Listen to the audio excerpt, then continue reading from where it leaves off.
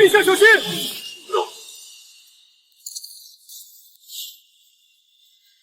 你是谁？为何要刺杀于朕？皇帝去死吧！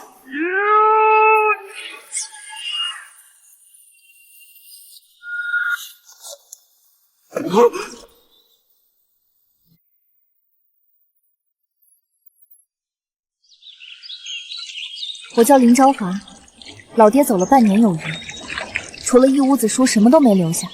我爹说了，大宣朝规定女子不得考取功名，所以那些书就当是我的嫁妆。可嫁妆有了，我的真命天子又在哪儿呢？儿子，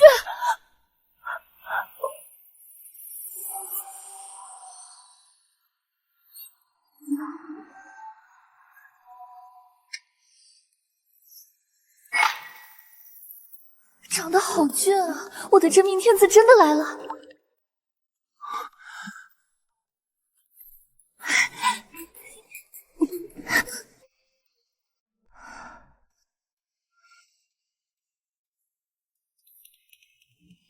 喂，你醒了？你是谁？这是什么地方？放手！我是你的救命恩人，江恩家丑报的白眼狼。你这人怎么跟疯狗一样？不好意思，刚才是我唐突了。在下不行，说了名字，我皇帝的身份就暴露了。在下程越，不幸在途中遭了山匪坠崖，多谢姑娘搭救。乔公子这通身的气派，并不是寻常人家。话事本里都说，若遇公子被农女相救，必定要以身相许的。不知公子家中还有何人？在下家中尚有一妻，以及一幼子。你成亲了，还有个儿子。姑娘觉得有什么不妥？这怎么跟话本子上写的不一样呢？什么不妥？是大大的不妥。我爹临终前说过，我们林家的女儿就算是饿死穷死，也绝不能给人做妻。你都有家室，看来这救命之恩你是报不了。你现在就走，别留在我家坏了我的清誉。这山野丫头竟以为朕要纳她为妾。姑娘，在下重伤未愈，若被赶出去，恐怕必死无疑。这关我什么事儿？为了救你，我连买米面的钱都换了伤药，我穷得快揭不开锅了，哪有余粮养你这尊大佛？救命之恩确实无以为报，但在下家中还算富庶，待在下的随从寻来，愿赠姑娘黄金万两作为报酬。你刚才说什么？万两黄金？你没开玩笑吧？这是在下随身之物，成色还算过得去。姑娘若是缺钱，可先拿去当了，全当是在下的伙食费。公子，你看你这个话说的，什么伙食费不伙食费的，多见外啊！公子只管安心住下，您现在就是我们林家的老祖宗，活财神。在下身子虚弱，吃不惯粗粮，每日需有精细米粥，外加些清淡的小菜。没问题，财神爷您先歇着，我这就去给你找一件干净的衣服，好好伺候您。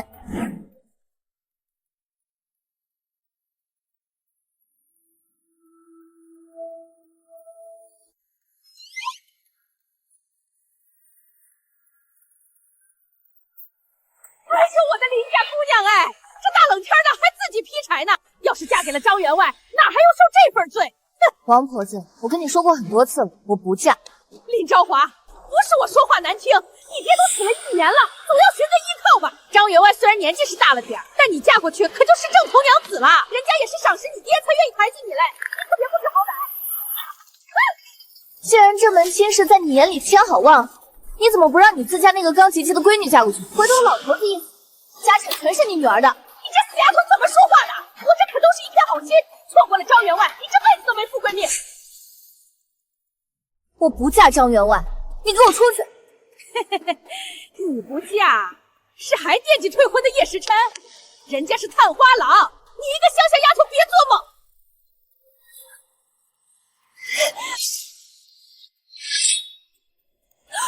闭上臭嘴！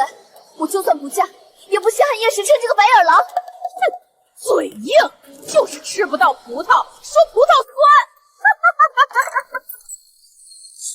滚！你家怎么有个野男人？我谁叫你出来的？我想帮你。张员外半截身子埋棺材，还惦记年轻姑娘，缺媳妇儿还是缺你？你怎么说话的？你到底是什么人？滚！不想再说第3遍。好啊，林昭华，你竟敢私藏外男，不懂礼义廉耻！我今天非得把你捆起来，进了猪笼不可！竖起你的狗耳朵，听清楚了，我是他的表兄，这狗屁亲事用不着你这个满嘴喷粪的老钱婆来操心。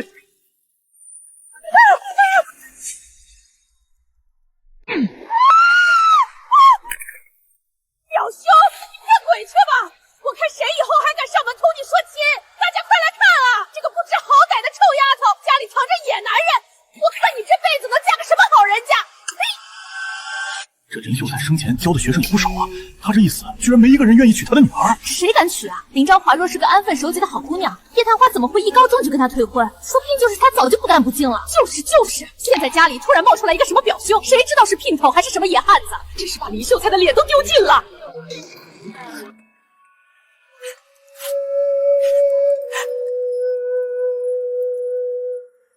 程大哥，你别往心里去，村人就是这样，嚼舌根子而已，你不必理会他们说的话。刚才那老偏婆说的，你前未婚夫，可是去年殿试上由皇帝亲笔钦点的探花郎叶时琛，他高中之后便立刻同你退了婚。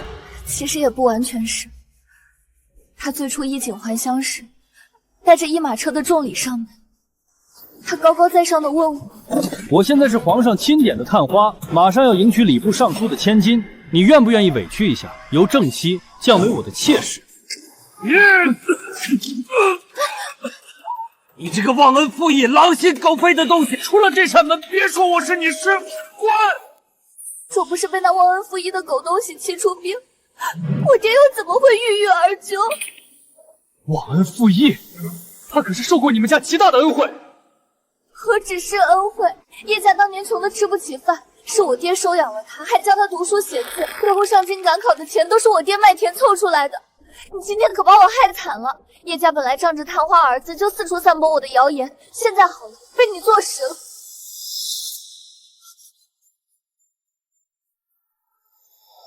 朕钦点的探花，竟然是此等无耻小人！你干什么？你从今天起，给老子好好读书，来年科考，你亲自入朝为官，给我在朝堂上亲脚踩死那个忘恩负义的混蛋！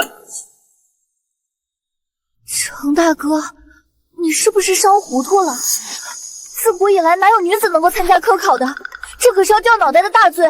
我说能考就能考，你只管读你的书，其他的事不用你操心。吹什么牛啊？说的好像你是皇上似的。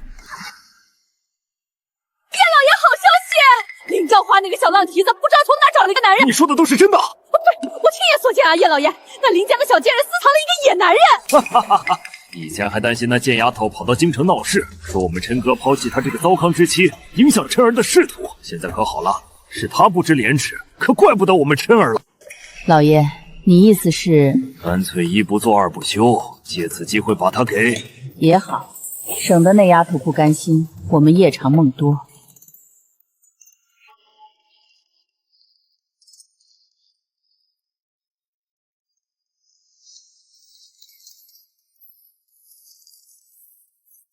就你这篇治水策论的水平，可比那个只会掉脑袋的狗屁探花强多了。哎呦，程大哥，你又没见过那叶时琛，你怎么就知道我学问比他高了？你可真会哄人开心。朕亲自考察过的探花是什么货色，朕都不知道。哎，程大哥，你听说了吗？最近镇上都在传，当今圣上病重，已经许久未上朝了。是吗？这些朝堂之事，与你一个农家女有何相干？我就是觉得皇后娘娘的命可真好。命好？对啊，听闻陛下并未纳妃，膝下仅有太子一个孩子。那皇位铁板钉钉就是太子。说句大不敬的话，陛下若是驾崩，皇后娘娘立刻就成了高高在上的太后。太子年幼，前朝后宫不都是他一个人说了算？我都不敢想，这日子该有多美多逍遥啊！我看你挺敢想的。谬赞谬赞。既然这么敢想，今日的功课加倍，背不完大学著书，今晚不准吃饭。不要啊！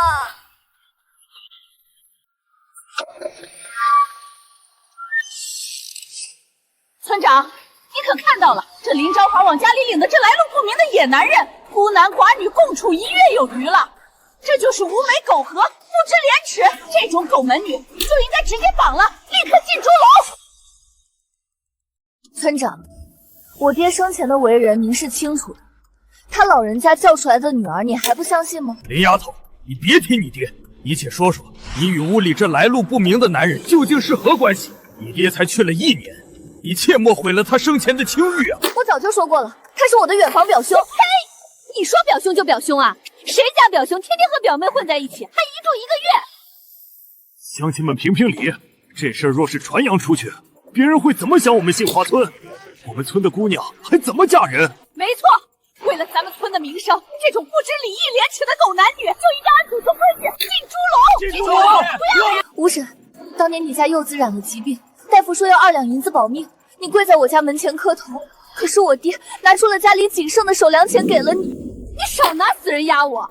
你爹是你爹，你是你，你做出这种伤风败俗的事儿，怎么还有脸提你爹？林姑娘，叶老说的对，你还是认了吧，别连累了村里的名声。更叔，当年你填不饱肚子，可是我爹1分不要教你读书识字，后来还给你找了账房营生，如今我爹才走了1年，你就为了讨好他叶家把我逼死吗？行了，林丫头，你这样怎么对得起你死去的爹娘？倒不如干干净净的去了，也算保全了林家的最后一点体面。来人！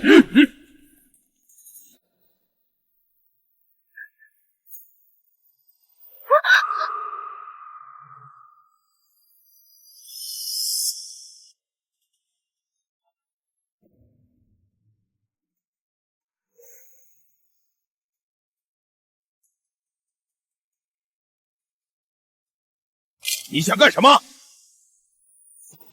一个小小的村长也敢聚集村民，草菅人命。我记得没错，大宣朝是禁止民间私下处置吧？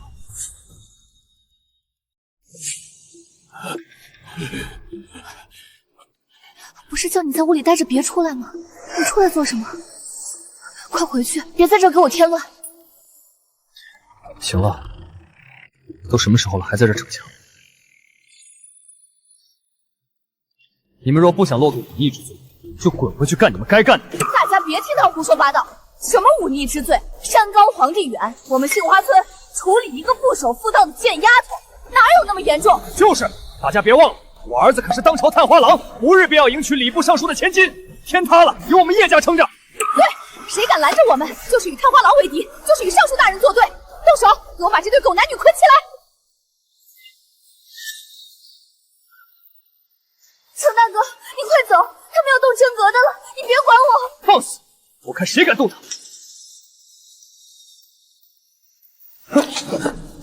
坏了，若是平时收拾这几个地痞流氓绰绰有余，可我重伤未愈，根本抬不起手。小子，还敢在这装大尾巴狼？连你一起绑了！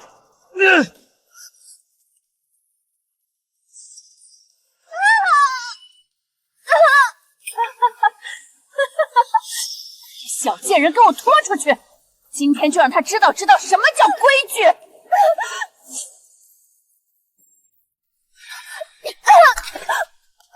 村长，我真的是被冤枉的。你要是不信，可以找几个女性查看。我现在还是完璧之身。不知廉耻的小娼妇，你还敢喊冤？我们这是在替你死去的爹教训你！不要啊！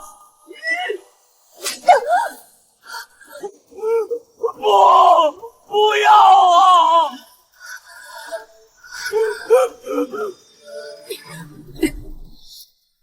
都这个时候了，你个小贱人还想着勾搭男人？我没有，我和他清清白白。你们这群恩将仇报的畜生！住手！有本事冲我来！林姑娘，你这又是何苦呢？早点认了，少受些皮肉之苦。清白就是清白，你们今天就是打死我，我也是清白。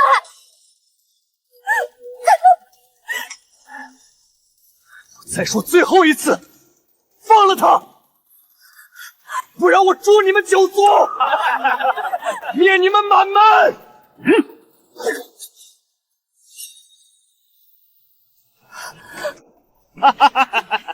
还在这做什么春秋大梦呢？还想灭我们满门？你当你是皇帝啊？给老子老实点儿！把这小贱人给我拖到河边去！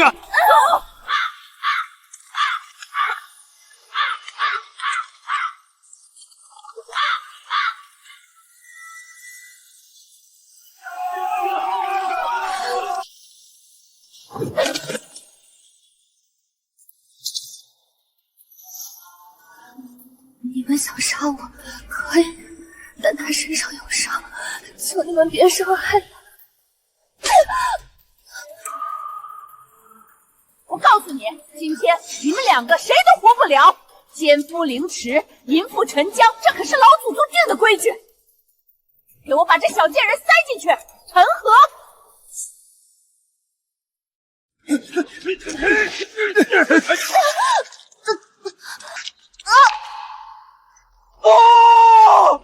不要！扔下去！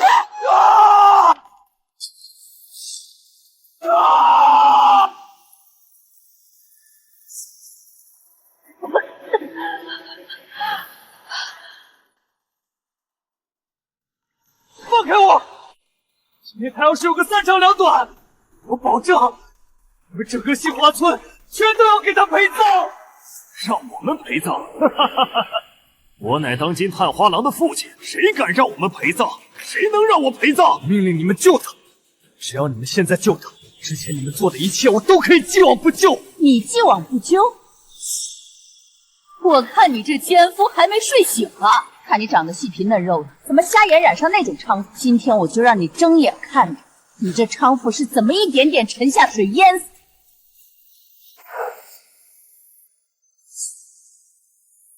大人，按照留下的秦记，陛下很可能在杏花村全体配甲位集合，随我迎接陛下。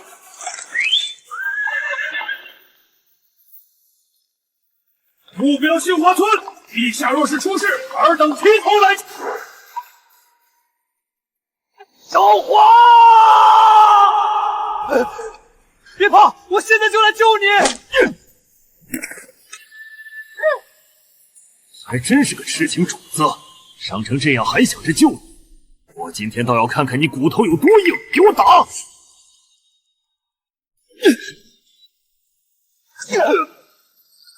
别过来！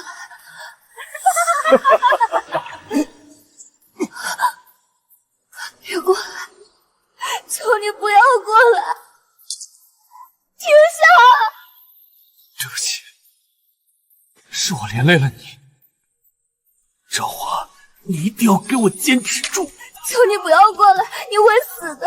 你还没入朝做官呢，还没手撕那个渣男呢，没我的同意，你不许给我死！真是个傻子，女人考不了功名也当不了官的。有你教我读书的这几日，我就很满足了。不要为我伤心，忘了我，活下去。赵华，考功名？就她一个女人还想考取功名，真是痴心妄想！我是当今皇上，只要你肯救他，我什么都可以给你们。我没听错吧？他刚刚说他是皇上，这人真是失心疯了，连当今圣上都敢冒充。他要是皇上，我就是王母娘娘了。小子，你胆子够肥的哈，连皇上都敢冒充。等我明日上报给我儿子，你就等着被诛九族吧！我发誓，今天你要是抗命，在场的所有人都会死无葬身之地。大家别被他唬住了，一个连自己都护不住落魄户，能比我儿探花郎还厉害。眼下你连自己都护不住，还妄想救人，我偏要让你眼睁睁看着这个小丫头葬身水底。这贱人自幼与我儿青梅竹马，本该安分守己，他不守妇道，败坏生方，今日将其进猪笼惩戒，是他罪有应得，半点不冤。对不起，女儿没用，护不住林家的青梅，还要带着一世骂名来见你。这个狗东西来路不明，败坏我家门楣，辱我儿名声。既然他舍不得这个贱女人，来人，我打死他！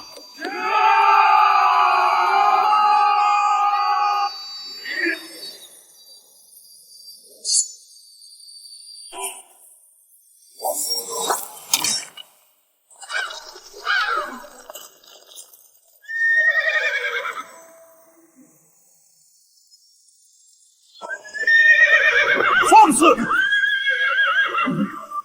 尔等刁民，竟敢冒犯公子！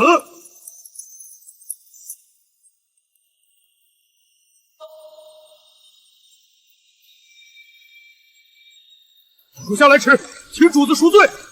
请主子赎罪。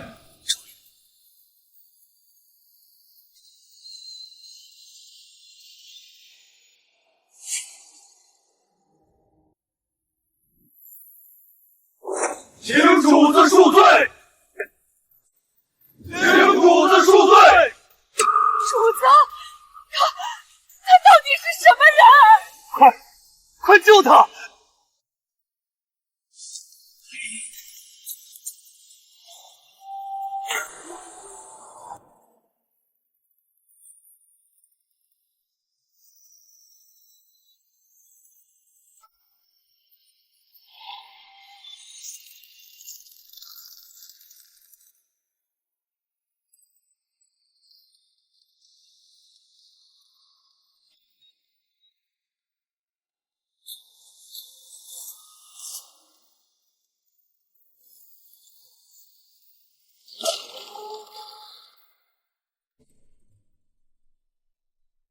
昭华，醒醒，快睁眼看看我！你家里人找来了？是，他们来了，没人能再伤害你。太好了，这下我们就都不用死。昭华，大夫，快叫大夫！主子息怒，这位姑娘只是脱离闭气，属下立刻安排军医。快！她要是有个三长两短，你们两个就没活着的必要了。属下明白。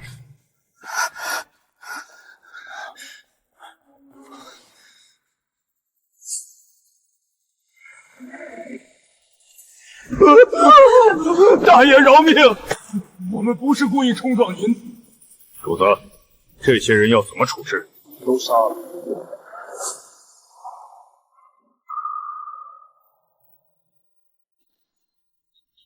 大人饶命啊！是我们有眼无珠，是我们猪油蒙了心，求您把我们当个屁放了吧！都是他，都是叶家这老畜生蛊惑我们的，还请大人明鉴啊！你们这群软蛋，别忘了我儿子还是探花，我就不信他敢杀了我们！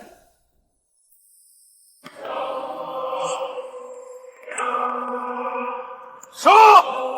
不行，真鱼寺的真凶还没找到。要是现在把事情闹大，朕就白白隐藏这么长时间了。慢着！把这群刁民全部押送地方官府，就说他们意图谋财害命。吩咐县令，给我在大牢里好好关照他们。属下遵命。你们不能抓我，我儿子可是当朝探花郎，我儿子马上就是尚书大人的乘龙快婿。你们敢动我，我儿子一定会诛你们九族！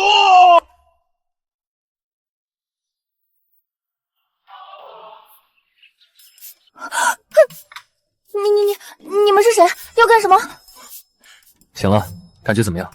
程大哥，你之前也没说你家里人是舞刀弄剑的啊！见镇长，我还以为我进了土匪窝了呢。我家世代经商，走南闯北的，自然要养些孔武有力的护院。你不是一直心心念念你的报酬吗？看看这是什么？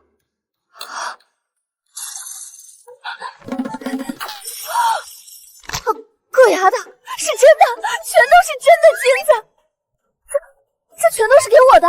我程月说到做到，1两黄金，一分不少。其实少给点也是可以的，一下子变得这么有钱，我都不知道该怎么花了。这是你应得的，我这条命还是很值钱的。你要走了吗？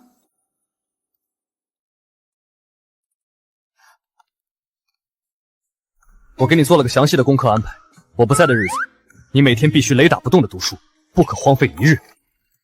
你这人是不是有毛病啊？你都要走了还操心我的功课，我亲爹以前都没这么管过我。再说了，那当今皇帝老儿都不敢说女子能参加科考这种话，你到底是从哪儿听来的小道消息？简直是异想天开。你只管读，我保证，这大轩的江山会有你的未来。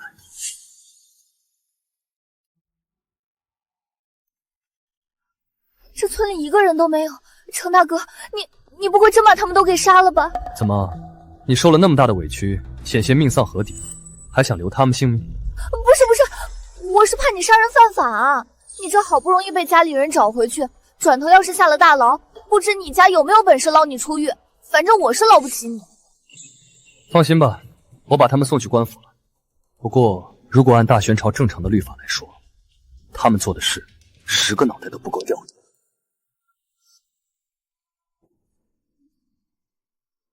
林昭华，好好读书，我们还会再见。可惜了，长得这么好看，却是结了婚有老婆孩子，这等极品美男，真是白白便宜了别人。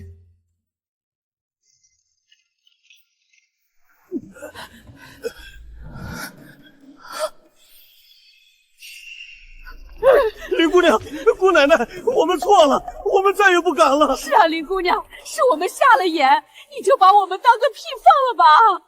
他们好像很怕我哎。不对，他们怕的是程月。要是知道程月走了，肯定会报复我的。不行，我得带上那些黄金赶紧溜。那就进京，走得越远越好。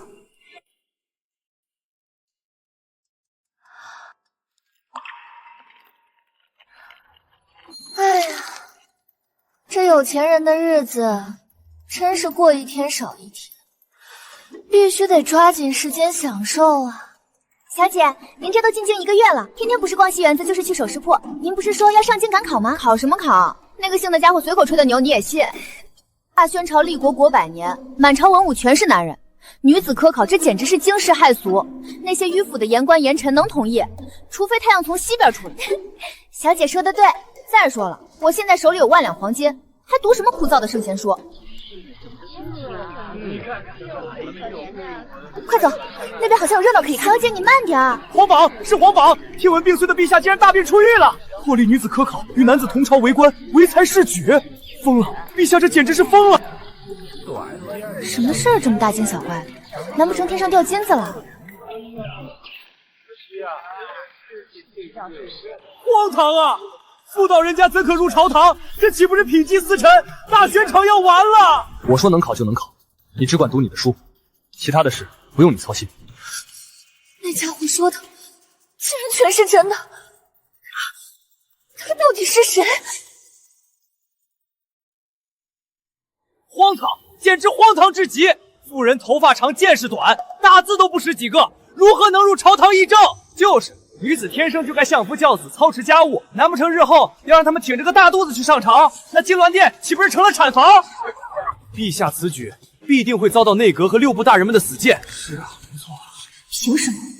就因为我们是女子，就活该被他们踩在脚底下，一辈子只能依附男人？你饱读诗书多年，明明学问比那狗屁探花郎还要好，就因为你是女子，却要认命和那些能参加科考的男人有云泥之别，你甘心吗？当然不甘心。走。回府。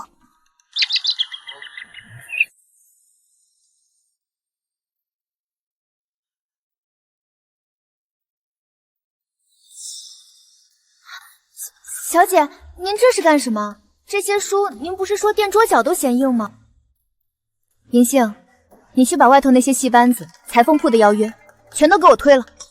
从今天起，闭门谢客，我要参加明年的春闱科考。小姐，你不是说手里攥着10000两黄金，哪怕招个好看的赘婿，日子也过得比神仙舒坦吗？怎么又去和读书人去抢那座独木桥了？找赘婿，那也是把自己的身家性命和后半辈子压在一个男人的良心上。我林昭华已经因为轻信男人，差点被进了猪笼。我一定要只靠自己。这么大的书院，怎么人这么少啊？多数人家还是以女子抛头露面为耻，根本不愿送女儿来学堂。若不是书院每月发放2000补贴，我爹也不会让我来的。来的这些人大多都是寒门，他们不是为了做官，只是为了识文断字，以后嫁个好点的人家罢了。华姐，我现在算不算也是陪同举人上京赶考的书童啦？当然算。你要是肯像我一样悬梁刺股的读书，过2年我也放你去参加科考，给你正个官当当。别，花姐您饶了我吧，我连那百家姓都还没认全呢。一看到那些密密麻麻的字，我头都疼。我还是给您当一辈子丫鬟吧。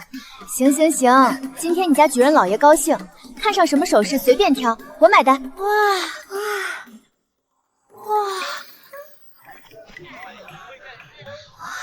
芊芊，这根16红宝石簪子与你温婉高贵的气质极其相配，整个京城也只有你能压得住这等华贵之物。真是冤家路窄，我还以为京城有多大，没想到来这还没几天，就撞见了这个晦气东西。华姐，您快来看这套红珊瑚的头面，好漂亮啊！林昭华，你怎么会跑到京城来？他怎么会在这儿？难道是来京城找我逼婚的？我若是让芊芊知道我过去有个乡下未婚妻，我这翰林院边柜的位子还要不要了？华姐，这人谁啊？怎么跟见了债主似的？掌柜的，把这套红珊瑚头面包起来。林昭华，我问你话呢，你一个乡下农妇，不在老家好好待着，跑到这天子脚下来做什么？阿琛，这位姑娘是……芊芊，你别误会，她只是我老家的一个同乡罢了。原来是少爷老家来的穷亲戚啊！这位姑娘，你可瞧仔细了，我们家夫人可是当朝礼部尚书家的千金，如今可是正正经经的叶夫人。哦，原来是礼部尚书家的千金啊！失敬。看来叶大人这几年在京城这软饭吃的是相当不错啊，满身都是富贵气。林昭华，你休要胡言乱语，你到底想干什么？我能干什么？自然是来要债的。既然叶大人如今发达了，娇妻美妾在怀，那当年你上京赶考，从我家借走的那笔盘缠，是不是也该还了？你胡说！我何时向你借过盘缠？不能惹怒她。这疯女人若是当着芊芊的面爆出我退婚，甚至被他爹拿着扫帚赶出家门的丑事，我苦心经营的儒雅形象就全毁了。岳父大人知道了，必定饶不了我。你当年忘恩负义，不仅踩住我林家的骨血上位，还要败坏我的名声。今天这钱我不但要的，还要你当着你新婚妻子的面把脸丢尽。是我离乡太久，公务繁忙，一时忘了。昭华妹妹还记得具体的数目？不多，整整20两白银。好，很好，20两，那好。昭华妹妹既然来了京城，想必也是有归宿。3年未见，可是随你那乡下的夫君一同进京谋生的？这就不劳叶大人费心了。走吧，回府温书。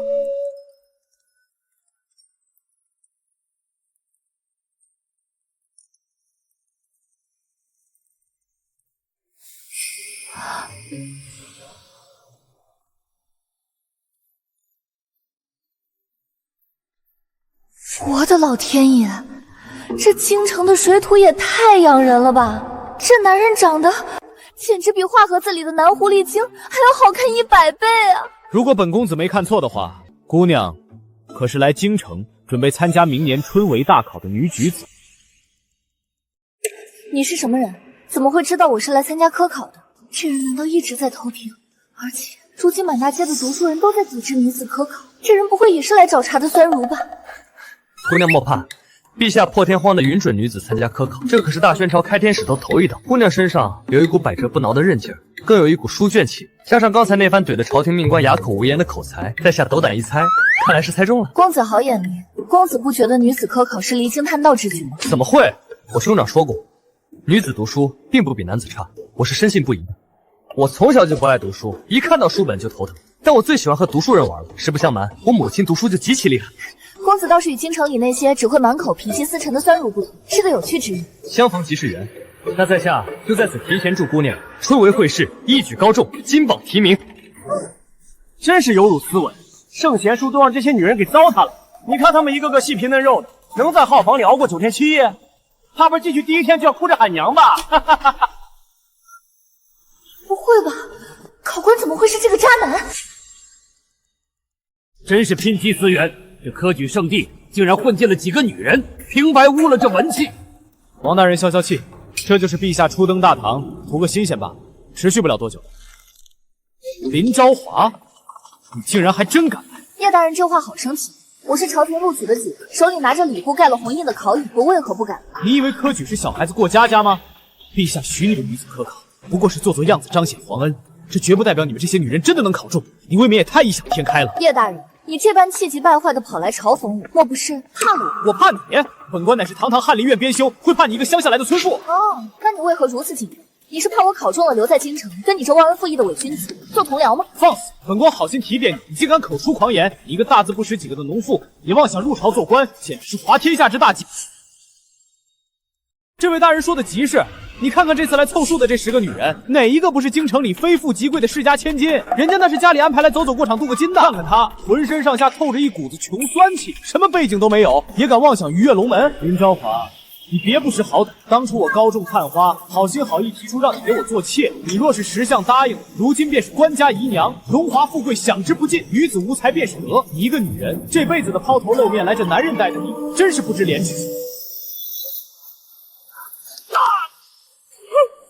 你这泼妇，竟敢当众殴打朝廷命官！打的就是你这个狼心狗肺的伪君子！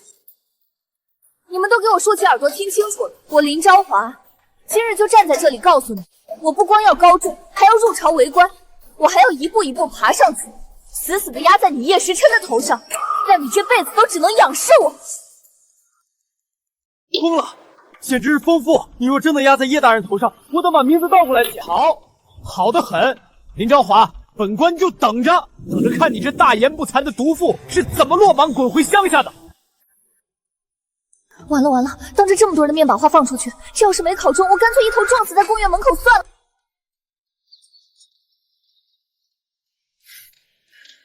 这脾气倒是一点都没变。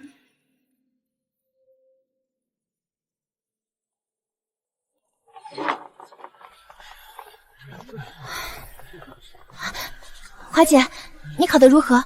尽力而为了，剩下看天意吧。真是晦气，沾了一身脂粉味儿。哪家的蠢货在这儿乱废，连规矩都不懂，也配谈圣贤书？这是太傅家的千金，我们惹不起。家里有权就是好。中了，华姐，你中了！真像是一场梦，一场美梦。原来这春风得意的滋味，竟然这般好。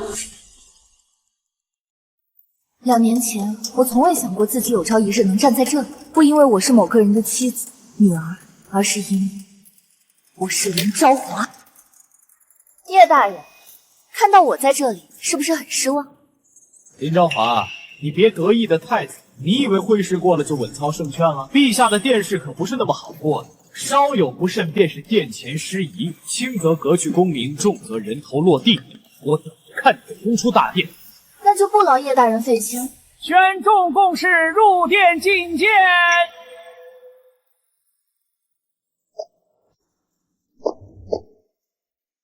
吾皇万岁万岁万万岁！平身。这声音怎么听着诡异的耳熟？都抬起头来，让朕瞧瞧。程月，那个被我捡回家养伤，被我逼着交房租，被我骂过好几次的男人，他竟然是当今皇帝！别管龙椅上坐着的是谁，哪怕是天王老子来了，今天这殿试我也必须拿下。科举选的不是只会死读书、掉书档的蠢货，你若是不懂这些民生疾苦，便去田间低头看，从百姓的苦难里寻找真实的答案。他说的对，这篇文章我要写最真实的民生，绝不写那些歌颂功德的废话。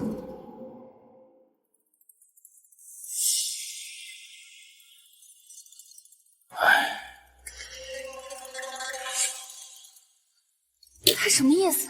他叹什么气？他绝对是故意的，他就是来搞我心态的，这个心眼极小的暴君。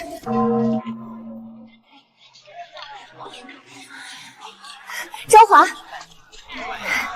贺姑娘，明日我家中设宴，同为此次殿试入围的女子，我想邀你上门做客，不知昭华可否赏礼？既然贺姑娘相邀，那便恭敬不如从命了。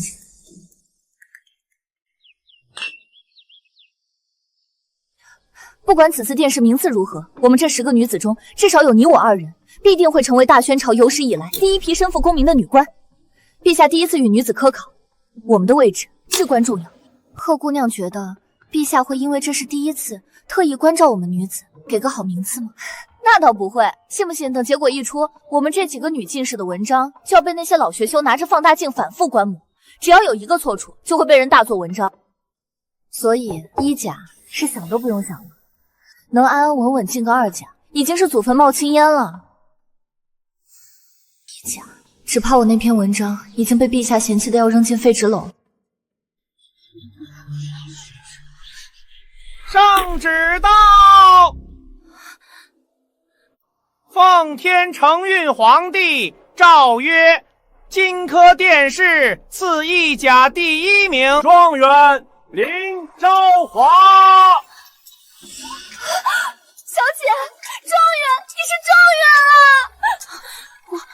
我竟然是状元，这怎么可能？还不是叹气了吗？陛下糊涂啊！我不服，女子怎可当状元？女子就该嫁人为妻，相夫教子，怎配在这天子脚下压过我等苦读10载的男儿？怎配入朝为官啊？黑幕，这绝对是黑幕！大宣朝100年科举，何曾出过女状元？这让我们天下读书人的脸面往哪儿搁？肃静！瞎嚷嚷什么？这是在这儿撒泼的地方吗？此乃林状元的殿试策论文章，陛下特意命人连夜抄录了上百份备份，供诸位新科进士们好好学习。陛下有旨，若是你们谁看了这篇文章，自觉比他写的好的，陛下便将你们的文章也拿来，供大家传阅，当面逐字对质。啊！这等修心和格局，这等洞察秋毫的治国之策，这岂是寻常女子能做出的文章？陛下有旨，宣1甲进谏。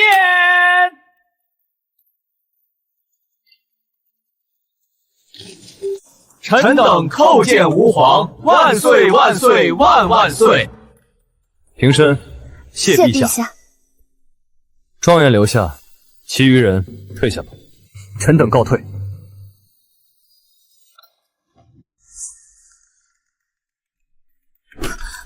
陛下恕罪！完了，真的要被清算了。我当初不仅骂他白眼狼，还当着他的面吐槽皇帝老而没见识，甚至还羡慕皇后守寡当太后的快乐日子，10个脑袋都不够砍的。出去以后，千万不要告诉别人朕教过你读书，朕丢不起这个人。是，臣当年有眼不识泰山，不知陛下身份，冒犯之处，恳请陛下恕罪。臣绝对守口如瓶，打死也不说。怎么，现在知道怕了？当年逼着朕掏那1万两黄金伙食费的时候，不是挺财迷的吗？朕若是要治你的罪，就不会钦点你为状元。起来回话。谢陛下隆恩。当年扎在杏花村，你信誓旦旦地说女子不能科考，如今你穿着这身大红的状元服站在这里，有何感想？臣感激陛下。林昭华，你就这一幕，朕今日赠你一条青云路，可还满意？陛下，臣有一事不明，这允准女子科考的新律，难道是因为臣救了陛下，陛下才……少自作多情。这新律是朕几年前就拟定好的新策，并非为你一人而设。2年前，朕决定颁布新律前，到民间走访，却因触动了朝中某些权贵的利益，遭了逆贼的死士追杀，这才坠崖被你捡到。追杀？若是2年前皇帝真的处实，如今在位置上就该是年幼的太子，这新律自然不可能颁布。也就是说，皇帝就是因为这新律才遭了追杀。陛下钦点臣为状元，难道是为了给新律造势吗？可若是为了新律，钦点贺秋或者冯殷勤中任何一个都比臣合适。他们起码都有极其显赫的家世。内阁原本呈上来的名单是排你做探花的，你可知朕为何力排众议，硬要钦点你当状元？恕臣愚昧。陛下，因为你这篇治水策议是真的认真考察过民情，字字句句皆言之有物，没有一句废话。只要你敢做，朕就不介意让你在这朝堂之上青云直上。原来他看中的是我的能力，能抱上这么粗壮的大腿，当一个为民请命的官，我还祈求什么呢？这锅稳赚不赔。臣林昭华定当肝脑涂地，死而后已，不负陛下之谕之。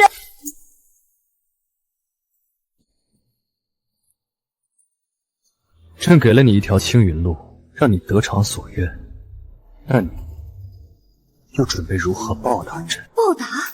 不是刚才刚说完肝脑涂地吗？皇帝老儿这是还要什么？总不能又要我还那1万两黄金吧？陛下若有差遣，臣赴汤蹈火，在所不辞。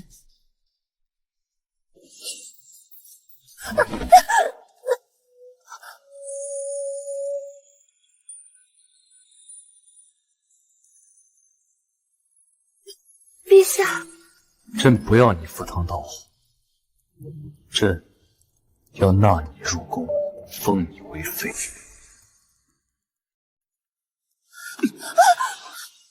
臣不敢，还请陛下自重。自重？放肆！朕是天子，纳你为妃可是天大的恩宠。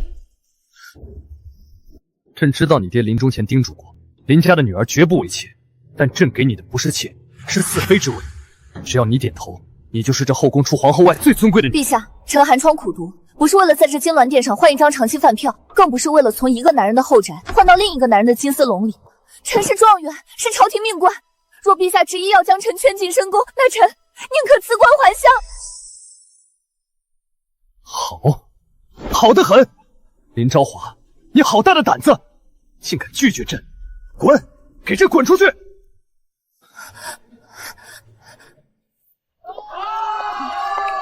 这叫什么事儿啊？本以为考上状元就能大展宏图，结果一上任就得罪了顶头上司。唉，他要是天天给我穿小鞋可怎么办？好，对呀！怎么回事？怎么还有男人往我身上扔荷包啊？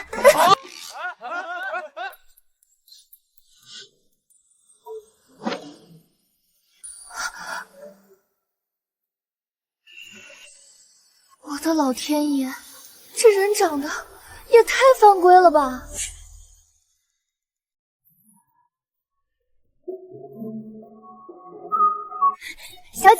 小姐，门外有位极其好看的公子求见，说是来给您道喜的。快请。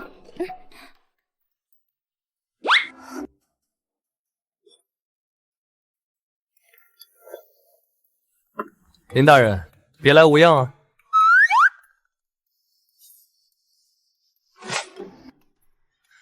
林大人，你为何总这般直勾勾的盯着我看？莫非是我脸上有花？公子莫怪，实在是公子生得太好看了，比我见过的所有女子都要好看，我没忍住。你这女子怎能这般不知羞？不知公子是哪家府上的？姓谢，家中姓三。林大人若不嫌弃，可唤我一声锦玉。锦玉，卧景怀玉，真是好秀气的名字。当年出生我时，见我生的男生女相，以为我是个姑娘，便随口取了这个名字。后来便将这个当做我的字了。皇帝老儿不是一心想纳我入宫当妃子吗？若是我赶紧找个男人嫁了，他总不能抢名妻吧？眼前这个谢锦玉长得好看，性格有趣，简直是绝佳的挡箭牌啊！锦玉公子，冒昧问一句，你年岁几何？可有娶妻纳妾？20有2，尚未婚配，也未曾纳妾。好，就你了。什么就我了？林大人，你要干什么？没什么，我的意思是，能认识锦玉公子这般风光色月的人，是昭华的荣幸。吓死我了，我还以为你要吃人呢。林大人，你现在可是整个京城未婚女子的模范了。模范？对啊，陛下在朝堂上对你赞誉有加，如今京中女子皆以你为榜样，不少达官显贵甚至都准备送自家姑娘去学堂读书，你可是开了历史的先河啊！称赞我有才，不过是看中了我这块好用的踏脚石。我爹说过，林家女儿绝不为妻，哪怕是皇妃，那也是笼中鸟。不行，必须得尽快把这个极品帅哥拿下，断了皇帝的面子。奉天承运皇帝诏曰：新科状元林昭华，才华横溢，卓日不群，特授从六品翰林院修撰，钦此。臣有本要奏。臣翰林院编修叶时琛要当场弹劾新科状元林昭华。此女乃是臣的同乡，亦是臣的前未婚妻。臣之所以退婚，皆因她水性杨花，不守妇道。她曾在乡下家中私藏来路不明的野男人长达月余，与外男孤男寡女无媒苟合，秽乱乡里。臣认为此等不知廉耻、败坏风俗的淫妇，简直是脏了这金銮殿的地。她根本不堪为朝廷命官，不堪为天下女子的表率。请陛下即刻将其革去功名，大入大牢，严惩不贷。叶时琛，你终于忍不住跳出来了。我等这一天等了整整3年。你的死期到了。好你叶时琛，你口中那个来路不明的野男人，无媒苟合的姘头正是朕。朕没找你算账，你倒先找上来了。叶世笃，你当着满朝文武的面弹劾朕亲笔钦点的新科状元，你这般言之凿凿的毁人清誉，可有铁证？臣有人证，臣的同乡皆可作证。那野男人一离开，他便也卷铺盖逃来了京城。这等无媒苟合的荡妇，如何堪当朝廷命官？臣亦有本要奏。臣要弹劾翰林院编修叶时琛，忘恩负义，停妻再娶，欺世盗名，罔顾人伦。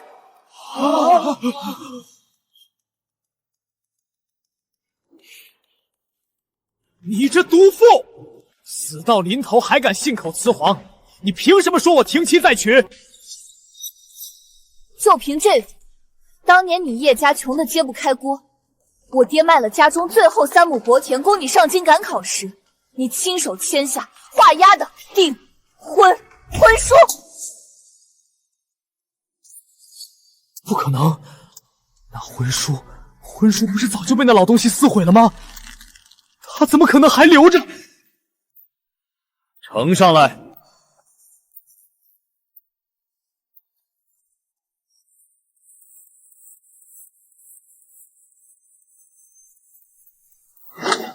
好一个翰林院编修，好一个金榜题名的探花郎！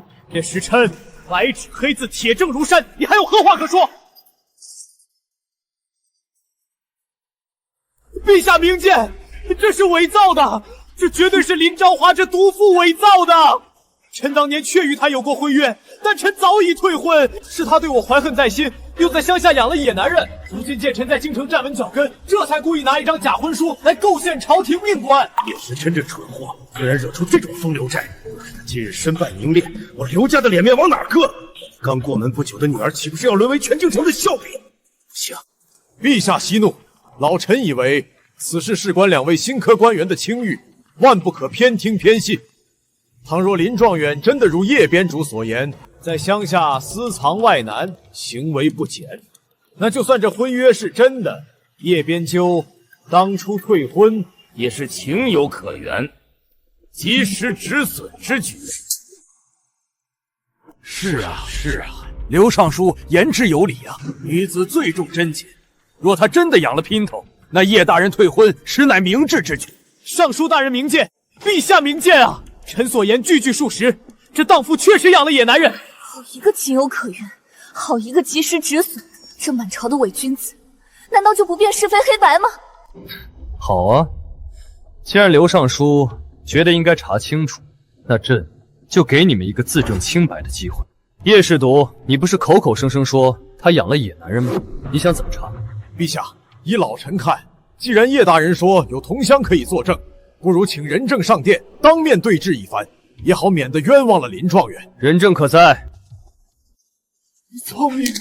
草民叩见皇上，万岁万岁万万岁！抬起头来，听说你们可以作证，林状元在乡下养了姘头。陛下明鉴，草民可以拿全家老小的性命发誓，这林昭华当真有个姘头。是啊，陛下，他爹才去世1年，他就带个来路不明的野男人回家，一住就是1个月，无媒苟合，简直不知羞耻，败坏了我们整个杏花村的门风啊！哦，那你们可还记得那姘头的模样？记得，曹明记得清清楚楚，化成灰都认得。那你们就抬起头，好好给朕瞧瞧，那姘头长什么样。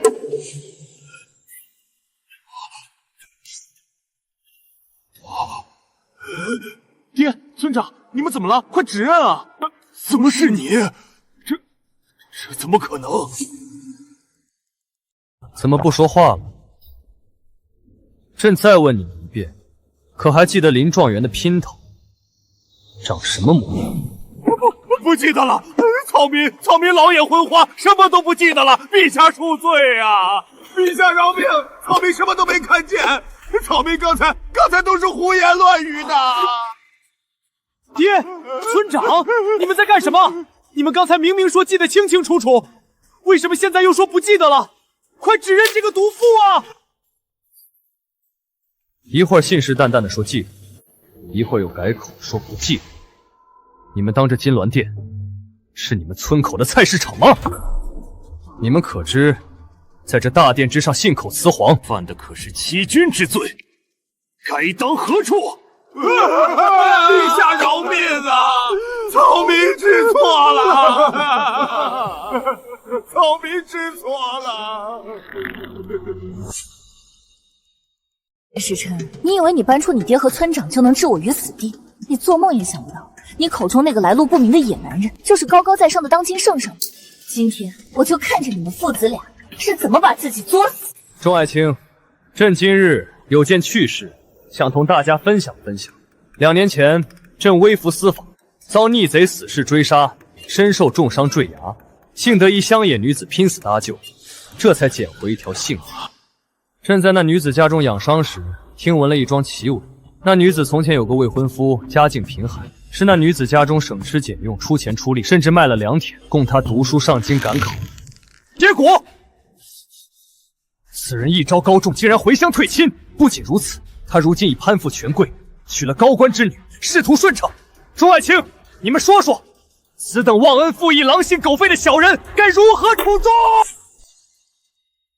世间竟有如此厚颜无耻的小人，简直是读书人的耻辱！臣以为，此等停妻再娶、品行败坏之徒，根本不配为朝廷命官。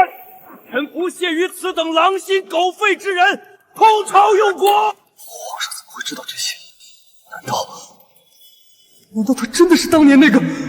刘尚书，你这好女婿的事，你怎么看？这个成事不足败事有余的蠢货，竟然敢欺君罔上，还把老夫也牵连进去。今日若不彻底跟他撇清关系，我刘家也要跟着陪葬。回陛下，若此人真的为官不仁，品行恶劣，自然该严惩不贷。但若那人为官后确有政绩，或许可酌情处罚。哦，酌情处罚？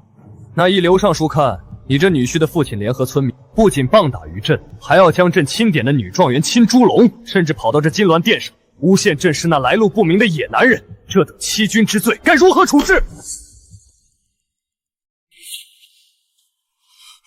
陛下饶命啊！草民真的不知道那人是陛下呀！陛下开恩啊！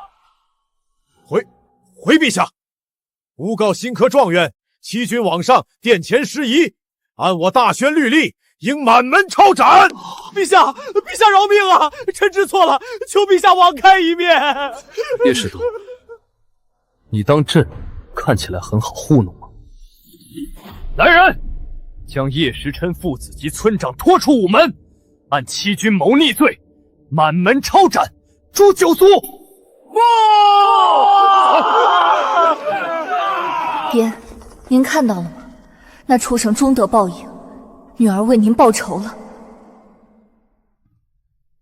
奉天承运皇帝诏曰：新科状元林昭华特受从六品翰林院修撰，钦此。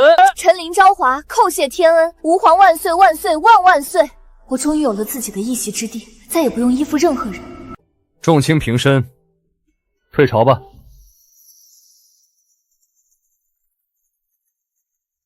林修柱，留下。不好！他留我下来干什么？刚才在大殿上不是已经帮我出气了吗？难不成他又要提纳妃的事。过来，到朕身边坐下。微臣不敢，君臣有别，臣怎敢与陛下平起平坐？你以前在杏花村的时候，可不是这般规矩。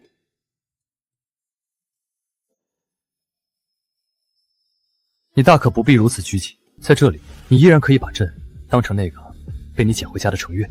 把你当程月？你当我是傻子吗？你可是掌握生杀大权的皇帝，我若是真把你当程月，怕是怎么死的都不知道。陛下折煞微臣了，雷霆雨露皆是君恩，臣惶恐。你可知，朕当初化名程月，这程字从何而来？臣不知。程是朕母亲的姓氏。太后娘娘，朕的母亲曾是江南第一才女，她饱读诗书，才华横溢，若是生为男儿，必定能在这朝堂上大展的宏图，指点江山。可是，就因为她是女子，先皇贪图她的美貌，一道圣旨，便将她像一只金丝雀一样，永远的锁在了那座不见天日的深宫里。她生前连个妃位都没捞着，所以微臣不愿做那样的金丝雀。可在宫内的不一定都是金丝雀，朕用心律为母亲证明，也同时成就了你，这样不好吗？陛下，从六品的翰林院修撰，确实委屈了你的才能。林昭华，好好干，朕等着看你权倾朝野的那一天。是，陛下。朕等着看你权倾朝野的那一天。是。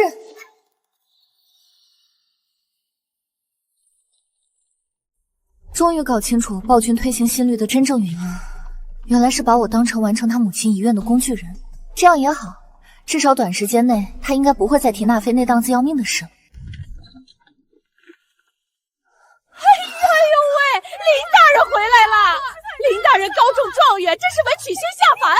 我手里可是有吏部侍郎家嫡寿子的八字，长得那叫一个一表人才。林大人，我家公子乃是定远侯府的嫡长孙，不仅家财万贯，更是仰慕大人才南华已久啊！疯了！这帮人是来绑架捉婿的，还是来绑架捉媳妇的？大家让一让，我家大人今日朝堂劳累，不见客。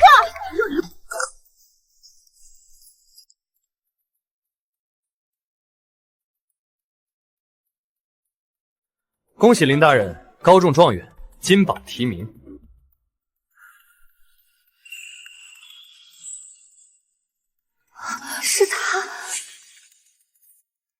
是他放榜那天冲我丢荷包的绝世美男。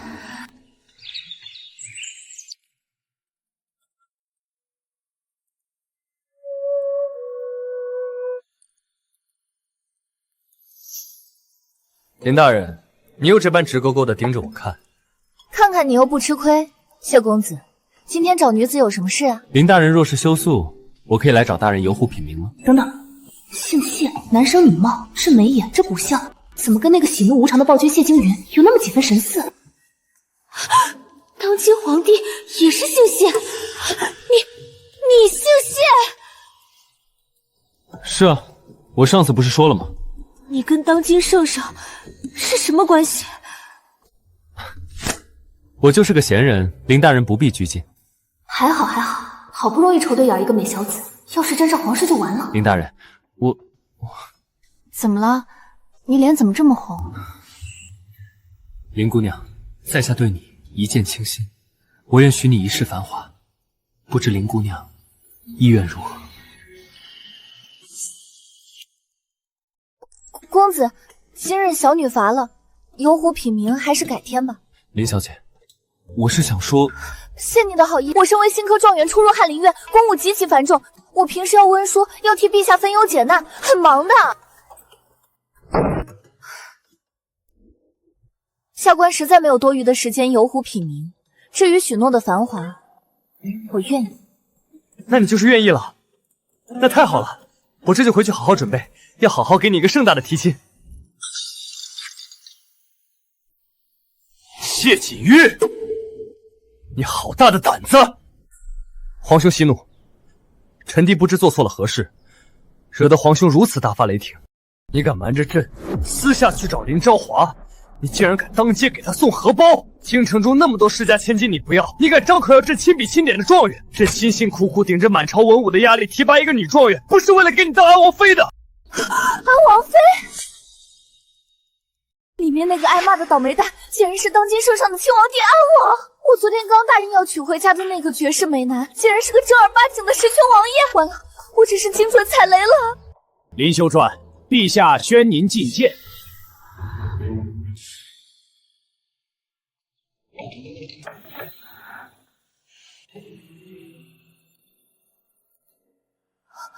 谢锦玉啊，谢锦玉，你这骗子，坑死我了！臣林昭华参见陛下。林昭华，你给朕抬起头来。可认识你旁边跪着的这个人？回陛下，臣认识。那你现在知道，他是大宣朝最尊贵的安王殿下吗？臣现在知道了。安王刚才求朕，想让朕为你们赐婚。林昭华，你曾救朕一命，朕绝非忘恩负义之主。今日，朕就给你一个自己选的机会。正一品王妃从6品编纂，这可是跨越了10几个品级的鸿沟啊！可是朕选了王妃，我会死掉吧？皇兄，臣弟不明，昭华为何不能同时做安王妃和翰林院编纂？皇兄颁布的新律中，只说允准女子入朝为官，又没说女子入朝为官后就不能成亲嫁人。他能成亲，但他就是不能同你成亲。他若成了你高高在上的安王妃，这朝堂之上天下百姓谁还会记得她是个靠真才实学考上来的女状元？所有人只会说她是个靠手段攀附皇权的狐妹子。她的所有政绩都会算在你们皇室男人的头上。朕说的对还是不对？这个暴君竟然真的懂我，他知道我最怕的就是成为男人的附庸，失去自我。回陛下，臣选后者。臣愿做从6品翰林院编纂。听到了吗？人家根本不稀罕你的王妃之位。昭华，你为何要选后者？你昨日明明已经答应了我的求亲了的，你答应了他。谢锦玉，你这个猪队友，你要害死我们俩了！老祖宗啊，哪壶不开提哪壶。我昨天确实是答应他了，但那是在我再三确认他是个无关紧要的废物的前提下啊。昭华，我对你一见倾心，你若愿嫁我，我保证此生绝不纳妾。你先老实交代，你跟皇室关系有多远？当今圣上认识你吗？我就是个八竿子打不着的穷亲戚。皇帝日理万机，哪有空管我这个闲人？好，只要你答应我，成亲后彻底远离皇室，你就在家里老老实实照顾我的生活起居，做我背后的男人，我就答应你。没问题，我最擅长伺候人了。我这就回家求我兄长，让他上门下聘。他是说回家求兄长下聘，可他没说他兄长就是当今坐龙椅的这位杀神啊！朕在问你话，你是不是答应了他？是不是答应了他？如果我承认了，以这暴君的占有欲，今天这御书房怕是要血流成河。跟皇帝抢女人，谢锦玉就算有9个脑袋也不够砍的。为了保住这个傻白甜王爷的命，也为了保住我自己的项上人头，只能拼了。回陛下，微臣没有答应安王殿下，一切皆是殿下误会。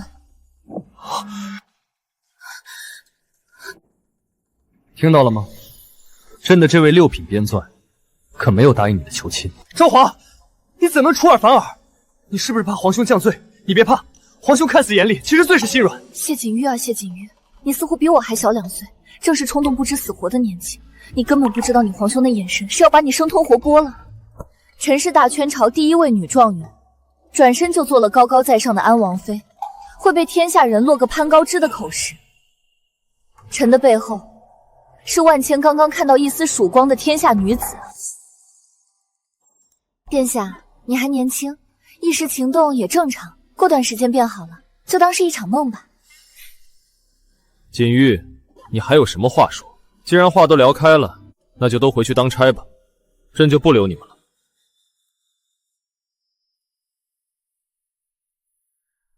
殿下，殿下，别这么小气嘛！这下算是彻底把这小祖宗得罪死了。不过也好，保住命最重要。微臣参见皇后娘娘。刚才那个穿着修钻官服的女人是什么来历？竟能让皇上和安王为了她在御书房大动干戈？回娘娘，奴才打听过了，她就是陛下这次力排众议钦点的那位新科女状元，名叫林昭华。女状元，就是那个2年前在杏花坤救了陛下的那个乡下丫头，竟然没死，还爬到京城来了。京城这地方真是邪门，好看的男人一个比一个危险，还都喜欢藏身份，差点连头顶的乌纱帽都不保。抓贼啊！陛下，林昭华，你老实交代，你昨日答应嫁给谢景玉，是不是为了躲朕？臣绝对没有，臣冤枉！陛下，你先松开，这要是被人看见了，臣有100张嘴也说不清了。朕饿了。啊，陛下饿了，回宫传膳啊。宫里的御膳太腻，朕想吃当年在杏花村你给朕煮的那种阳春面，去煮。是，微臣这就去。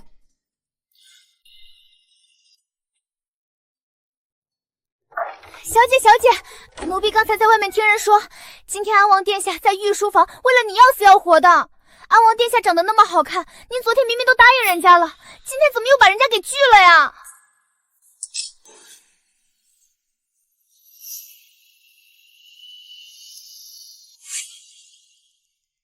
小姐，这小子是谁啊？闭嘴！陛下，公子，童言无忌。哦，童言无忌。朕倒是很好奇，你昨天究竟是怎么答应他？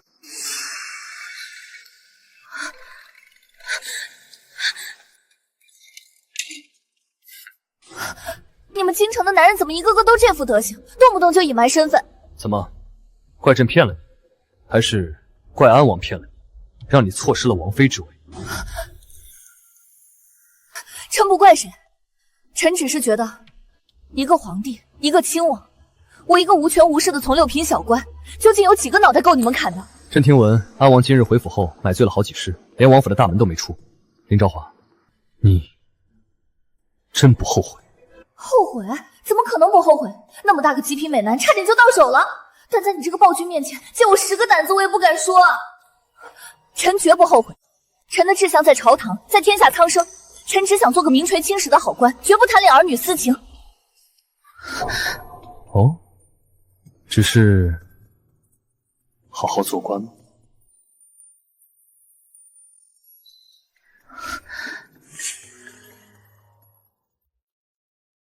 不行，要是亲下去，这辈子就彻底被他拿捏了。我的事业，我的自由。陛下，时候不早了，臣明日还要上早朝，要休息了。不识抬举，太险了！这伴君如伴虎，古人诚不欺我。必须得赶紧找个机会离开京城，躲躲这要命的桃花劫。启奏陛下，南陵水患，洪水冲毁堤坝，淹没良田万顷，数万人流离失所啊！南陵水患，年年治理，年年决堤，朝廷拨下去的赈灾银两都填了海吗？满朝文武，谁能替朕分忧，前往南陵治理水患，安抚灾民？南陵水患是个无底洞，去了就是背锅，傻子才去。南陵，那不是我的老家吗？真是瞌睡来了送枕头，既能躲开这阴晴不定的暴君，又能施展抱负，这机会我绝对不能放过。微臣林昭华愿主动请缨，前往南陵治水。微臣林昭华愿主动请缨，前往南陵治水。林修传，南陵水患灾情混乱，危险时有发生。你一介弱女子，如何能镇得住场面？治水之事，还是应当交给经验丰富的男性官员去办。皇上此言差矣。陛下，臣妾听闻陛下欲选拔官员前往南陵治水。既然陛下已然开创先河，推行新律，允准女子参加科举，甚至钦点林大人为新科状元，陛下就应当一视同仁。若因她是女子便阻其治水，岂非自相矛盾？这般言行不一，何以服天下悠悠之口？既然林状元有这等雄心壮志，愿替陛下分忧，陛下何不给他一个证明自己实力的机会？皇后娘娘所言极是，林状元才华横溢，定能马到成功。是啊，陛下，林大人这般巾帼不让须眉，若是拦着他，岂不是寒了天下女子的心？这些老登嘴上说的好听，分明是想见南陵的烂摊子，让我名誉扫地，甚至死在灾区，好歹毒的捧杀。不过，正合我意。敢把手伸到前朝来，他分明是想逼林昭华去送死。臣附议。臣附议。罢了，既然林修长有此决心，朕便准你所奏。钦差林昭华听旨，朕赐你尚方宝剑，如朕亲临。地方官员若有不从，先斩后奏。微臣定不辱使命。希望这把尚方宝剑能替朕保护。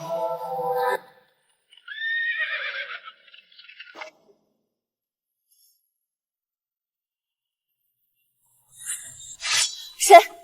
出哎来！呦，别动手，别动手，是我。谢景玉，你这堂堂安王殿下，怎么会躲在我的镇灾马车里？林大人此去南陵，凶险万分。本王身为皇室子弟，自然要出门历练一番，体察民情。所以，本王决定同你一起。完了，我好不容易才逃出那个暴君的魔掌，结果这傻白甜王爷居然自己打包送上门了。这要是被皇帝老儿知道了，我头顶的乌纱帽还能保得住吗？9族都不够砍的。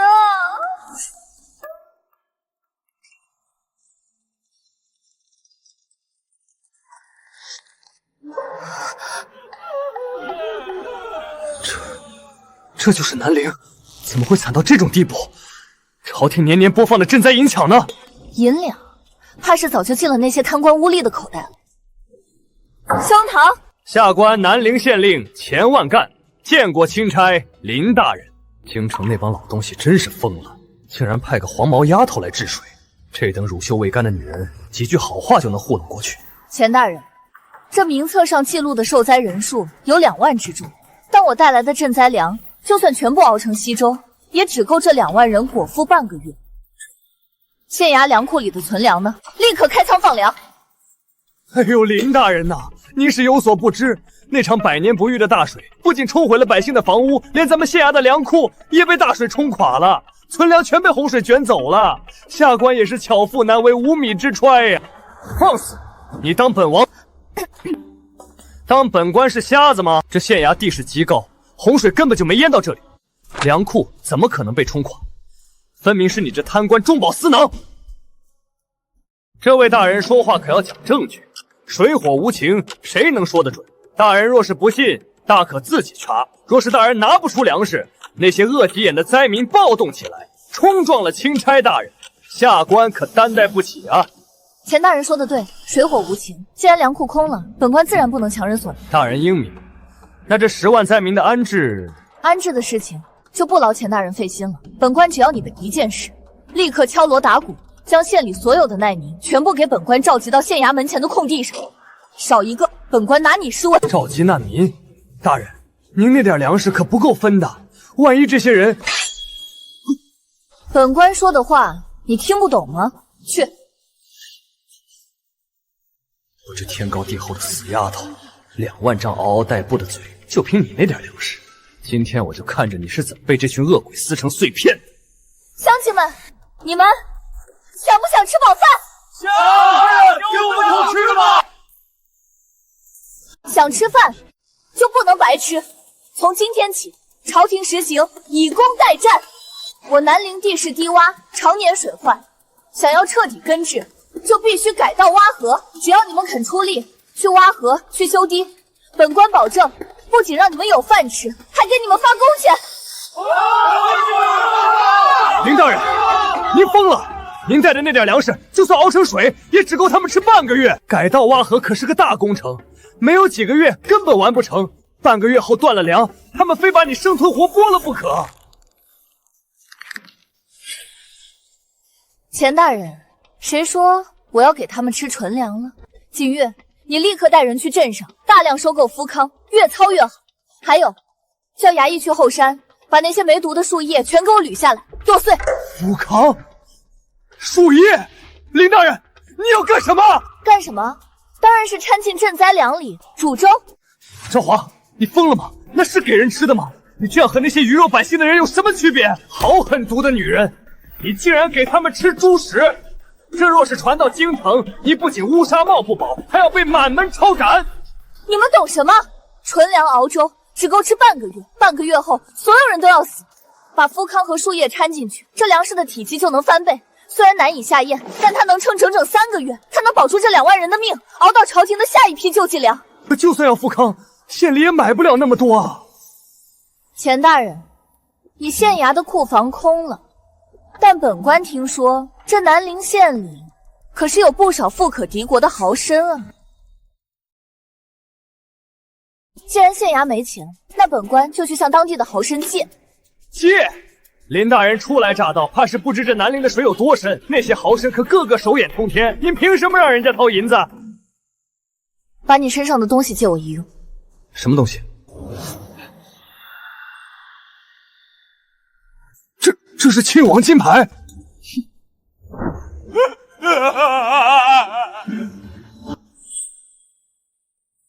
无凭无据，确实不能抄家。但有了亲王金牌，加上本官手里的尚方宝剑，够不够抄他们的家？让他们把贪的钱粮全吐出来！大人，微臣前县令，立刻点齐衙役，本官第一个要抄的就是镇东头的张员外家。是。李丫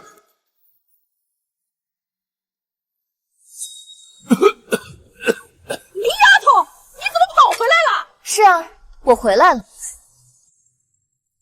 你就是那个被叶家退了婚的林昭华？张员外，别来无恙啊！本官今日奉旨赈灾，特来向张员外借点余粮。老夫病重在床，家中的余粮早就吃空了，哪有粮食借给大人？大人请回吧。有没有粮食？搜过才知道。来人，给我搜！好你个林昭华，你这是忘恩负义！你爹死了，张员外好心好意要娶你做正头娘子，你不识抬举也就罢了，如今你一朝得势，竟然跑回老家来鱼肉同乡了。我忘恩负义？你们这些人强买良家民女，放印子钱，逼死人命，勾结官府低价侵吞百姓良田，这桩桩件件，本官在京城可是查得一清二楚。本官今日便要替天行道。你胡说八道！你这是血口喷人！你有什么证据说老夫做过这些事儿？这是南陵百姓拼死上京告你的血书，上面的每一条罪状都画着红印。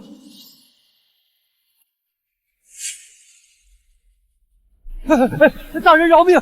大人饶命啊！这都是误会。既然是误会，那张员外就把贪墨的灾粮和赃款交出来，本官可以考虑在陛下面前替你求情。大人，老夫真的是冤枉的，家中真的没有钱粮了呀！他这是咬死不认，若是找不到赃款，这罪名就定不死。张员外是不见棺材不掉泪是吧？好，来人，去城外张家的祖坟，张家祖坟下面埋着100万两黄金和3万石粮食。是。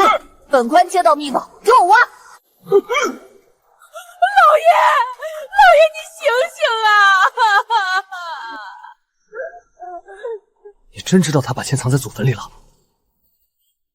我诈他的，不过看他这反应，8、9不离10了。林大人，你给百姓吃这种连猪都不吃的东西，等到乱起来，我看你怎么办！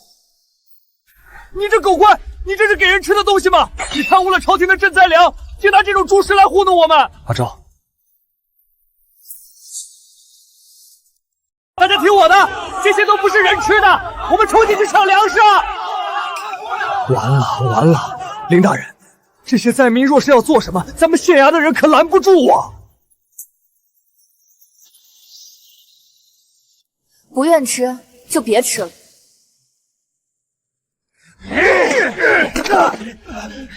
你这畜生，你不吃就滚！敢糟践粮食！你这穿得干干净净的混子，你家里根本没遭灾，你跑来跟我们抢吃的，还敢嫌弃这粥不好喝？打死他！别打了，别打了！这是怎么回事？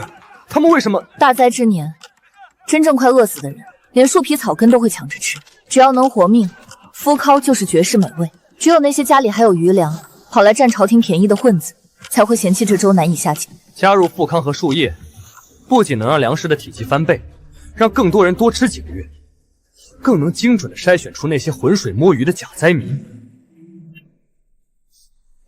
恭喜你，答对了，真聪明。你立刻带人去把那片荒地张扬出来，组织灾民开垦新田。交给我，本王保证完成任务。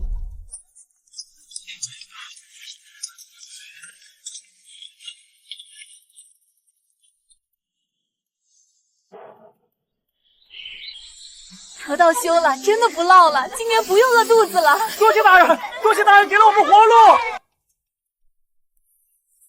水灾的事情解决了，也该回去找钱县爷算账。林大人治水有功，造福一方，下官代表南陵敬林大人一杯，祝大人回京后步步高升。钱大人，这杯酒本官喝不下。钱万贯，你在任期间贪污赈灾银两30万两，勾结豪绅侵占良田数千亩。大水来时，你不仅不开仓放粮，反而高价调卖官粮，致使数千人饿死街头。大人，您不能听信小人谗言啊！下官冤枉。这本账册记录了你所有的贪污项习和往来书信，铁证如山，你还敢喊冤？来人，将这贪赃枉法、草菅人命的口官拿下，打入死牢，听候陛下发落。走吧，回京。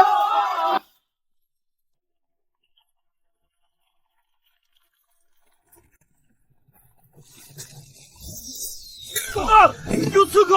保护大人！保护林大人！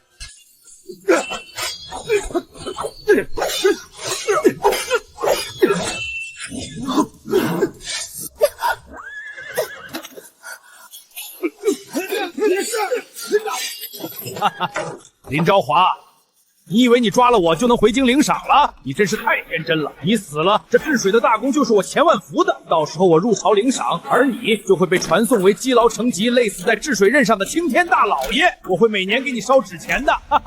就凭你一个小小县令，能调动这么多训练有素的死士？事到如今，告诉你也无妨。这些死士可是皇后娘娘亲自培养的。你以为你有多大的本事？你不过是娘娘手里的一颗棋子。还有个秘密，不怕告诉你，当今太子根本就不是陛下的亲生骨肉。2年前，陛下微服私访来到南陵，也是我奉了娘娘的密旨，派人去刺杀的。只可惜让他命大，逃过一劫。今天，你可没那么好运了。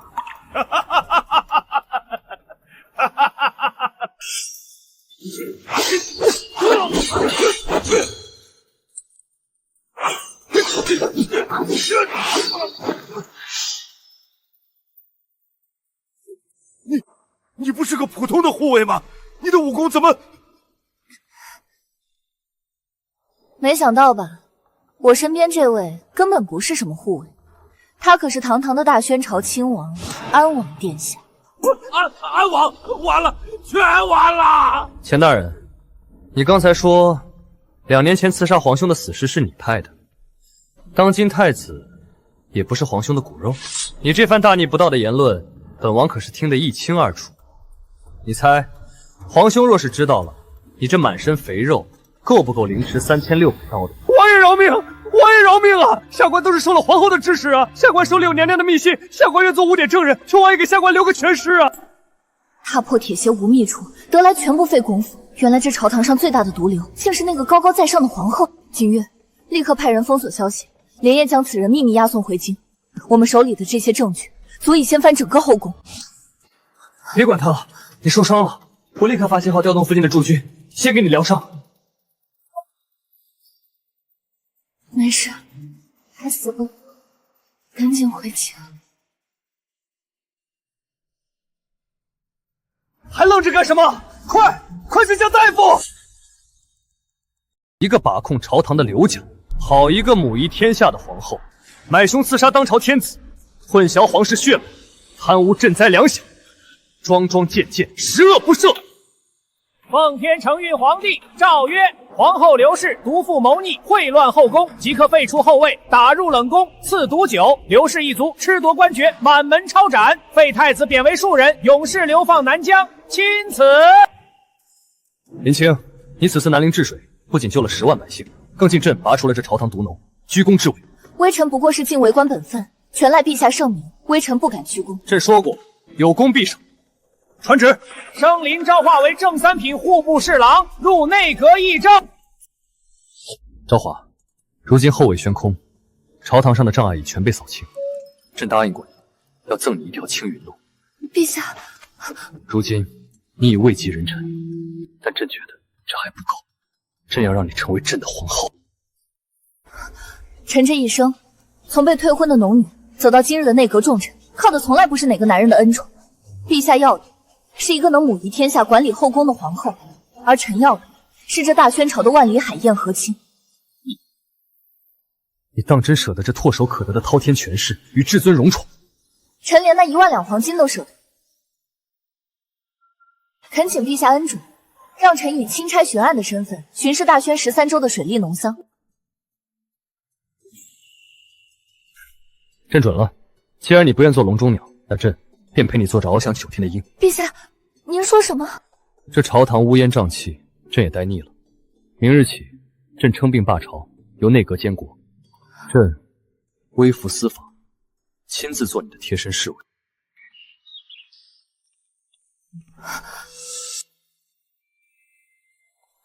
昭华，本王可是把全京城最好的酒楼厨子都带上了。这一路巡视，有本王在，保证你吃香的喝辣的。一个只知道吃喝玩乐的闲散王爷，能护你周全。你可别忘了，当初在杏花村是谁救了谁。这一路还是由我来贴身保护你，最稳妥。你那是微服私访吗？你那分明是死皮赖脸。昭华可是答应过我，要带我浪迹天涯的。哦，是吗？朕怎么记得林修转在御书房可是亲口拒绝了你的求婚？这天下，这江湖，看来以后是没个清静日子过了。你们俩要吵，就在京城慢慢吵。本官要去巡视我的大好河山了。驾！休想甩掉我！驾！